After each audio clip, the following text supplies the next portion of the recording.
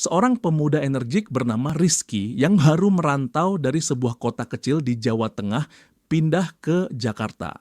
Dia mencoba peruntungan melamar kerja di sebuah mega lifestyle mall yang terkenal dengan konsep one-stop shopping and experience. Pokoknya semua kebutuhan gaya hidup modern ada di sana. Manajer HRD, sebut saja Pak Suryo, bertanya, "Mas Rizky punya pengalaman jualan?" Rizky dengan mantap menjawab, "Punya Pak, saya dulu sales di toko elektronik di kampung." Singkat cerita, Pak Suryo terkesan dengan semangat Rizky dan memberinya pekerjaan. Nih. Oke, kamu mulai besok ya di bagian peralatan outdoor dan hobi. Hari pertama Rizky bekerja terasa penuh tantangan, tapi ia berhasil melewatinya. Setelah mall tuh hampir tutup, Pak Suryo menghampirinya. "Gimana Rizky, berapa pelanggan yang closing sama kamu hari ini?" Rizky menjawab, "1 orang Pak." Pak Suryo agak kaget, nada suaranya naik. "Hah, cuma 1. Padahal sales lain di sini rata-rata bisa dapat 20 sampai 30 pelanggan per hari loh." Lalu Pak Suryo melanjutkan, "Memangnya berapa total penjualan dari 1 orang itu?" Rizky dengan tenang berkata, "Kurang lebih 1,3 miliar Pak." Pak Suryo melongo. "Apa? 1,3 miliar? Nggak salah dengar saya? Gila, banyak banget. Kamu jual apa aja emangnya ke dia?" Rizky menjelaskan, "Jadi gini Pak. Pertama, saya jual ke dia kail pancing premium yang kecil. Terus, saya tawarkan juga kail pancing ukuran sedang yang lagi diskon. Kemudian saya tunjukkan keunggulan kail pancing yang lebih besar untuk target ikan tertentu. Setelah itu, saya jelaskan kalau lebih maksimal pakai joran set terbaru yang ergonomis. Saya tanya lagi ke bapak itu, rencananya mau mancing di mana? Katanya sih mau coba ke perairan sekitar Kepulauan Seribu. Jadi saya bilang beliau butuh perahu yang mumpuni. Saya ajaklah beliau ke counter partner kita yang jual perahu dan akhirnya beliau ambil perahu boat dengan mesin ganda, merek Boston Whaler. Terus bapak itu bilang kalau mobil city car kecilnya di rumah nggak bakal kuat buat narik perahu sebesar itu. Ya sudah, saya dampingi beliau ke showroom partner di lantai bawah dan akhirnya beliau beli SUV 4x4 yang gagah, Pak. Pak Suryo makin takjub. Tunggu, tunggu. Jadi dari seorang pelanggan yang awalnya cuma mau beli kail pancing kecil, kamu berhasil jualin perahu dan mobil SUV. Rizky tersenyum. Sebenarnya bukan mau beli kail pancing, Pak. Awalnya bapak itu datang ke area kami, kelihatan bingung dan malu-malu, terus tanya pelan-pelan, "Mas, ada pembalut wanita nggak ya?" Ternyata beliau disuruh istrinya beli. Saya langsung bilang, "Wah Pak, daripada akhir pekannya cuman antar istri belanja bulanan, mending Bapak refreshing pergi mancing aja Pak, pasti seru." Rupanya beliau langsung tertarik Pak. Itu awal mula semuanya. Pak Suryo cuma bisa geleng-geleng kepala, luar biasa Rizky. Cerita Rizky tadi emang kocak ya, tapi ada pelajaran penting di baliknya. Di zaman serba digital ini, kita semua pasti udah akrab banget sama yang namanya belanja online. Mau beli A, B, C, tinggal pencet HP. Lapar, mager, cuci mobil, badan pegal, semua solusi ada di genggaman. Jangan sampai ketinggalan HP, bisa auto stres. Hebatnya lagi, kita sebagai konsumen jadi makin pintar. Punya akses tak terbatas buat riset produk, bandingin spek, review, dan tentu saja harga sebelum akhirnya mutusin beli. Enggak ada lagi yang bisa ditutup-tutupi. Semua transparan, bahkan AI kadang bisa bantu kita nemuin deal terbaik. Situasi ini jelas mengubah total peran seorang sales atau tenaga penjualan. Kalau dulu sales mungkin identik dengan orang yang banyak bicara, ngejar target, dan kadang sedikit maksa, konsep penjualan era kini udah jauh berbeda. Penjualan modern itu bukan lagi monolog, tapi dialog. Bukan lagi transaksi semata, tapi membangun relasi. Inilah yang oleh banyak pakar, termasuk Jenny M. Shuey, disebut sebagai collaborative selling atau penjualan kolaboratif. Apa sih penjualan kolaboratif itu? Intinya ini adalah proses di mana sales bertindak sebagai partner atau konsultan bagi calon pembeli.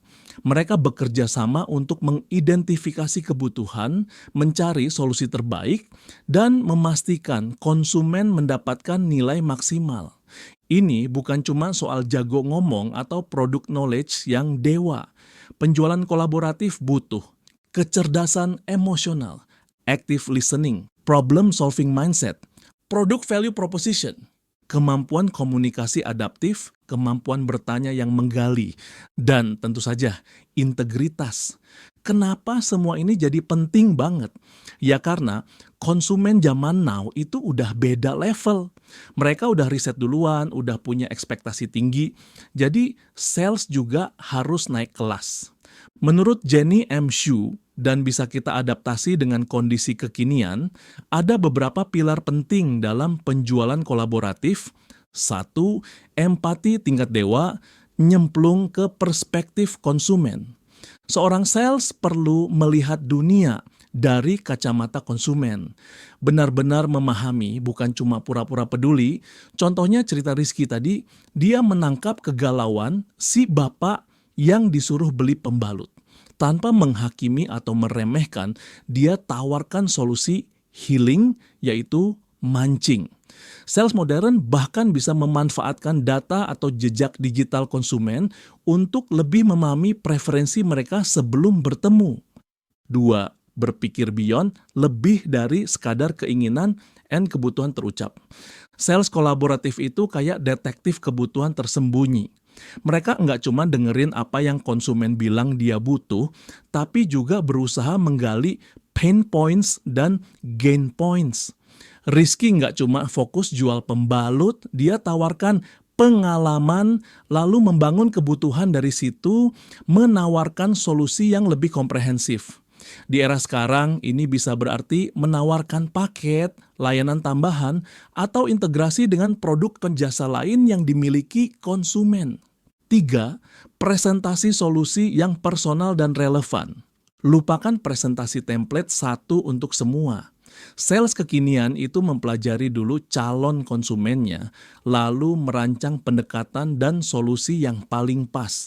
Ini bukan cuma soal materi slide yang keren, tapi bagaimana cara menyampaikannya. Ada konsumen yang suka data dan angka, ada yang lebih tersentuh dengan cerita sukses, ada yang maunya to the point. Fleksibilitas itu kunci. 4. Product knowledge yang jadi solusi, bukan cuma spek.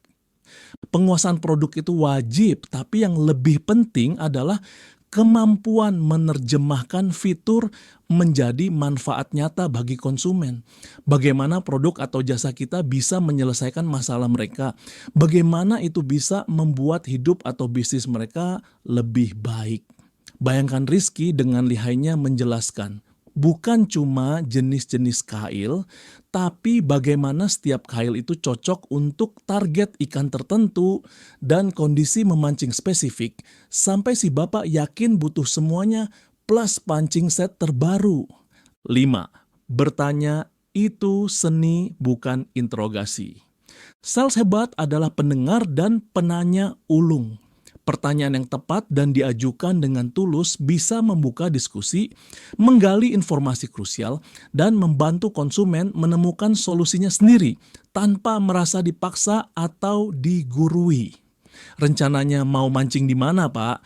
Dari Rizky itu bukan pertanyaan basa-basi, tapi pintu masuk untuk memahami kebutuhan lebih dalam, yang akhirnya berujung pada penjualan perahu dan mobil.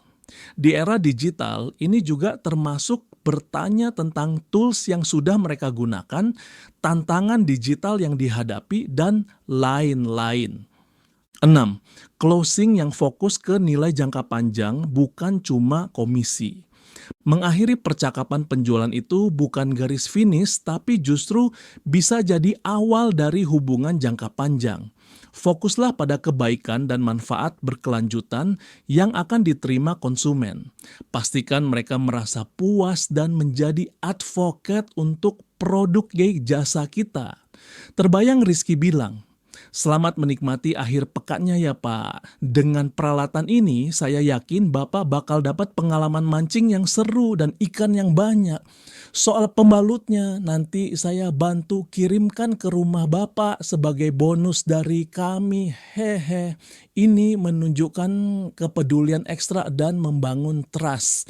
Di zaman sekarang, ini juga berarti memastikan after sale service yang baik, meminta feedback, dan menjaga komunikasi.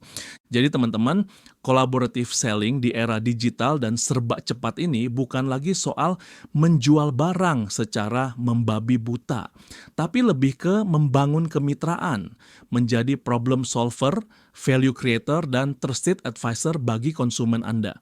Sales yang sukses hari ini adalah mereka yang bisa berkolaborasi, beradaptasi, dan selalu menempatkan kebutuhan konsumen di paling depan.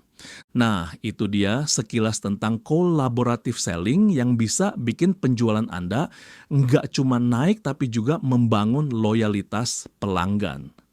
Punya pengalaman menarik soal penjualan kolaboratif atau ada pertanyaan? Tulis di kolom komentar ya. Jangan lupa like, subscribe, dan share video ini kalau bermanfaat. Selamat mencoba teknik penjualan kolaboratif dan mungkin selamat memancing juga di akhir pekan.